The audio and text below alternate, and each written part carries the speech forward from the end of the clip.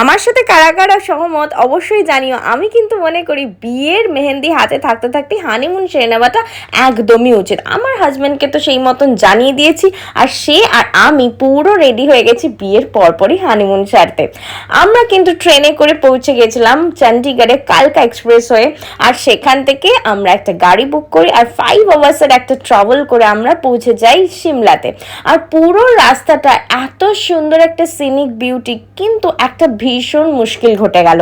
সেটা হলো যে আমরা যে ট্রেনটা থেকে নামবো তারপরেই টয় ট্রেন ছিল, কিন্তু টয় ট্রেনটা না আমরা মিস করি। কারণ কালকাকে আমি কখনো তোমাদের কাউকে সাজেস্ট করবো, কারণ ট্রেনটা এতটাই ফগি ওয়েদারের জন্য ডিলে করে যে আমরা টয় ট্রেনের টিকিট কেটে রাখা সত্ত্বেও টয় ট্রেনটা কিন্তু মিস করি। আর তারপরে আমরা কিন্তু একটা 5 আওয়ার্সের ট্রাভেলের পরে এত সুন্দর একটা রিসর্টে উঠে পড়ি। আর এই রিসর্টটা এত সুন্দর সিনিক বিউটি যে কি বলবো। আর মেইন ব্যাপারটা হচ্ছে লোকেশনটা ভীষণ প্রাইম, কারণ হচ্ছে এটা কিন্তু সিমলা ম্যাল রোডের একদমই উপরে। আর আমাদের প্ল্যানটা ছিল সিমলা, কাসল, কুলু, মানালি। আর এই পুরো হানিমুন সিরিজটা দেখার জন্য কিন্তু এক্ষুনি চ্যানেলটাকে সাবস্ক্রাইব করতে হবে।